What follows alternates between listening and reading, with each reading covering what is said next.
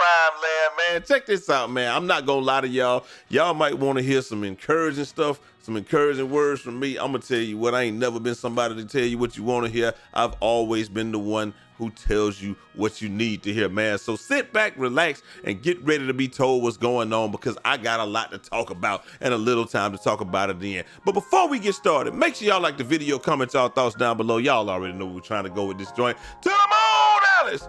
And if nobody told you this today, y'all my brothers, my sisters, my family. Love each and every last one of y'all. Let's just get right into the game, man. So the Colorado Buffaloes lost to the Stanford Cardinal. After being up 29-0 at halftime and making Stanford, by all means or by all accounts, look as though they couldn't play football at all in the first half, and looking like they was going to win the game in dominating fashion, just go run away with it. Colorado did what they done pretty much all year. Didn't play two halves of football. Like, to be honest with you, and this is not, I know it sounds harsh or what have you, but Colorado has not played two complete halves of football yet. Now, this looked a lot like when they played USC, and USC was up big in the first half, and Colorado came storming back in the second half, and you know, it almost goes to overtime, but USC holds them off, so that doesn't happen. Here, this is why you don't want to go to overtime. This is why when you play a 1-4 Stanford team, you got to keep your foot on the gas. You got to keep pressing. You got to keep going. You have to, you got to put them away. And like, I mean, you got them demoralized in the first half. And then, so we're going to just talk about what happened with the frames, man, in the frames. Here we go right here. First frame, 14-0. Second frame, 15-0. Then they come back, put up 19-0, and then 17-7. And then obviously in overtime, I mean, if we want to talk about the takeaways and all of that, we can go to the stats in a moment, man. But I'm gonna tell you just straight up and down, like it's 6 o'clock, like 6 o'clock, man. The play from the offensive and defensive lines has to be better. I mean, when you're up that much and you're forced to stop running the football because you just can't maintain, you know, that you can't maintain running. Like, if so, look, I'm a full disclosure, as you all know, I'm a Georgia Bulldogs fan. I'm from Atlanta, Georgia, okay? And a lot of times what people will say is, well, you know, you beat, like, the teams you beat, well, you beat a 1-4 this team, or a 1-4 or 1-3 Arizona State team. I don't know what Arizona State's record was last week, but whatever. This is why you have to block all that noise out, because you have to beat the teams that you are supposed to beat. Nobody gives you a cookie or anything for doing the things that you're supposed to do. People expect you to do what you're supposed to do. So you beat Arizona State last week, and they expect you to come in here and beat Stanford this week. You have to beat the teams that you're expected to beat, or that you're supposed to beat, or that you feel like you're decidedly better than. Not come out here, dominate one half, and then I just don't even know what that was in the second half. We're just gonna go to the stats, man. I'm gonna be honest with you. Like I said, to me, it's squarely on the offensive and defensive line. Like my biggest issue is it's on the offensive line for not being able to maintain the run in the second half. Like you gotta you just getting ready to push and just go downhill. You like it just is what it is. That's what you're supposed to be able to do. Offensive linemen love run blocking. Just gotta run the ball. That's what you would expect. But that's not what happened. I don't know if that's play calling. I don't know if that's what.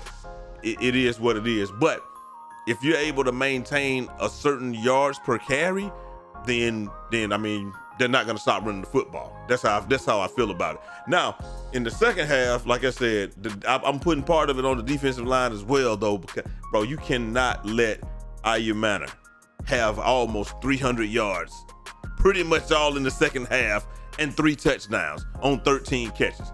That just cannot happen. A part of that is on the defensive line. You're giving them too much time. Like, secondary, you can't cover but so long. you can't be expected to cover more than 3 to 5 seconds effectively. After that, and I'm not gonna lie, I take my hat off to the young man, because that Tyrone Prothro type catch that he had over Travis Hunter at the end, in the first overtime, I mean, it was just a very good catch. Travis Hunter plays some of the best defenses you can play. He has his entire body between Ayamana and the football. And what happens? Boom. He still caught it. Hey, can't do nothing but tip your hat to the young man. We don't have the sack stats or anything like that. Shedeur did have to do a lot of running. And I mean, it just is what it is. 33 for 47, 400 yards, 5 touchdowns.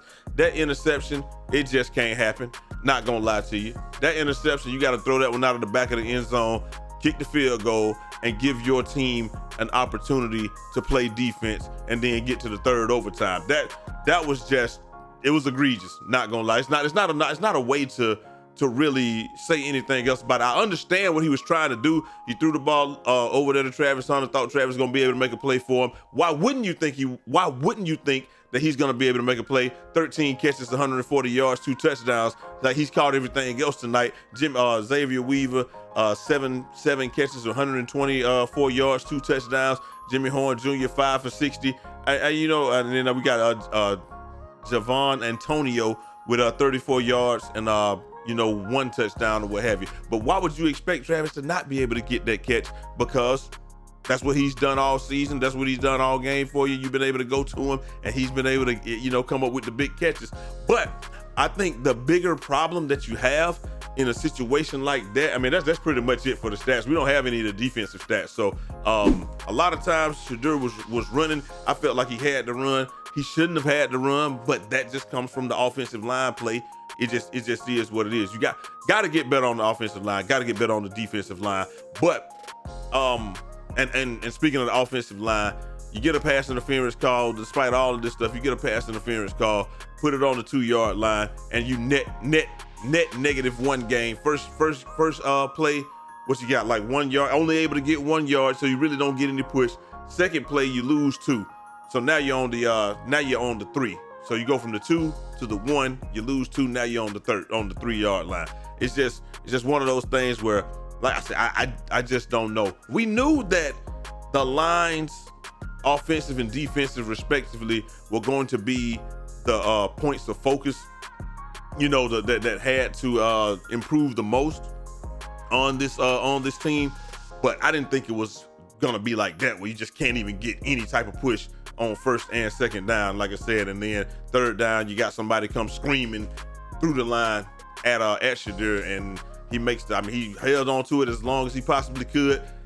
Makes that throw over there. It's 1-on-1. Maybe you get a call, maybe you don't, but or maybe even Travis comes up with it, but the other team came up with it. Like I said, you just got to throw that one away. Not gonna lie to you. And I think that he felt that too, because you saw when he went to the sideline, he was dejected, and he just felt like, I can only think that that's what he was thinking. I should have just thrown that out of the back of the end zone, kick the field goal. We go to another overtime. We give your team a chance to win it. But like I said, as it stands, right after that, you saw Stanford just run the ball straight up the middle like 5 times.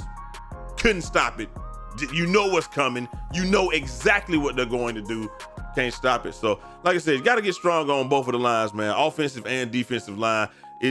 That's where you build a team, and that's when you really see what a team is really capable of once those get in there. It's gonna take a while to get that done, though, just because, I always say this, offensive and defensive linemen, they don't, if they transfer, it's gonna be, it's just not that often that you see. I know they said Stanford had a couple of offensive linemen that went to Michigan or what have you, but that's rare that starters or next men up that are highly touted actually transfer. That it just doesn't happen very much if they're really good players or what have you. Most of the time, people know that offensive and defensive linemen are the most sought out players in the game, and that I can play in Kalamazoo. Well, I guess that's in Michigan, but you know what I'm saying. I can play in North and Southwest State Library College at Yatna. And I'm gonna be found, so they don't care. Linemen can really go anywhere because they're gonna find you if you're good enough. Like I said, some of the best linemen, you always see them coming from like places like Iowa State, places like that. And you're like, dang, where this guy come from? I never seen him play, but the scouts saw him play because, again, that's the most sought after thing in football. That's what's got to happen. You got to play 2 halves. You got a bye week this week, so you got a lot of time to fix things. It would have been a lot better to go into that bye week, with the win over Stanford, regardless of if it's a 1-4 Stanford team or what have you. You see, it doesn't matter when you lose to the 1-4 Stanford team. Now everybody reverses the whole thing. So that's what I'm saying. You can't listen to none of that stuff. Well, it's like you only beat a 1-4 Stanford team. There's nothing to be proud of. It might not be nothing to be proud of, but you have to beat that team. You got to do what you have to do. You have to do those things that people expect you to. So it's just one of those things where it's like, it's very unfortunate. Again,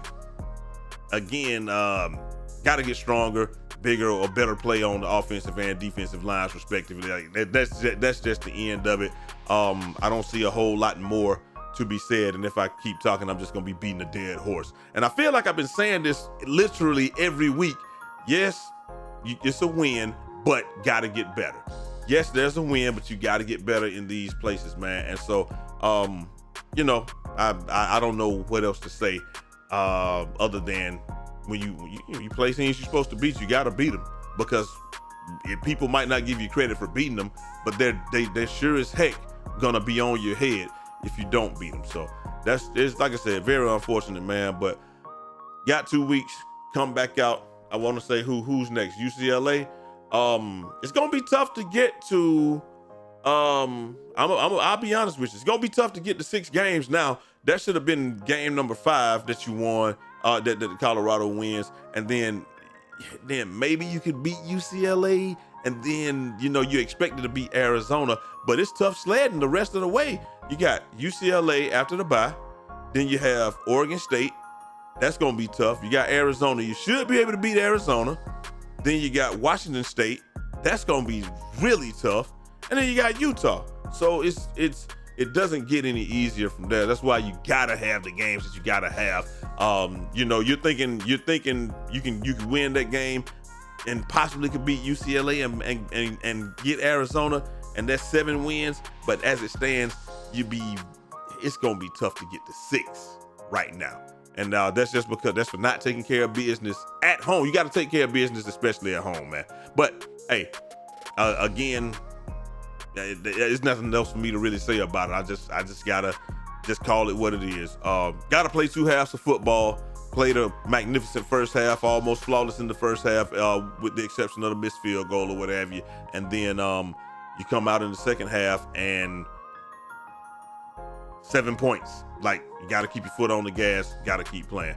But hey, like I said, I don't know how much of that is play calling. I don't know how much of that is I don't know how much of that is the X's and O's. I don't know how much of that is the Jimmys and Joes. I'm just telling you what I saw on that one. And that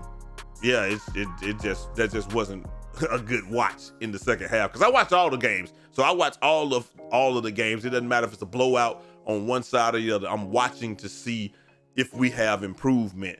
And like I said, it's just you see them come out, blow doors in the first half, and you're thinking the same thing's gonna happen in the second half, and it just didn't. And again, haven't played 2 complete halves of football, and I'm beating a dead horse at this point by saying that. But anyway, let me know what you think down in the comment sections. Gotta get better on these things. Gotta throw that ball away.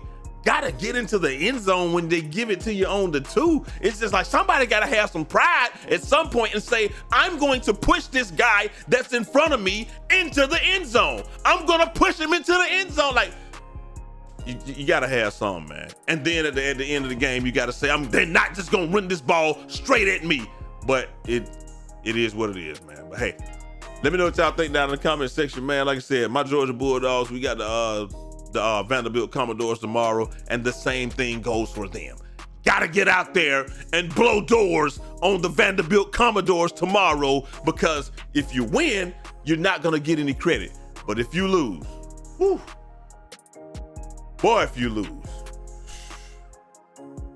I'm telling you, it all comes like everybody, here comes everybody with an opinion. So let me know what you guys think down in the comment section, man. Like I said, we'll be back to the lighthearted stuff tomorrow, but today, it ain't nothing to be lighthearted about today. That's lost the game you should have lost, and it's because It's the same thing been all year. Haven't played 2 complete halves of football. Let me know what y'all think down in the comment section, man. Let me know what you guys saw, what you think could have been done differently. And I'm going to holler at y'all next time. Till next time. It's your boy Jay Easy, a.k.a. Fresh from the Barbershop, BK the People's Champ. Godspeed.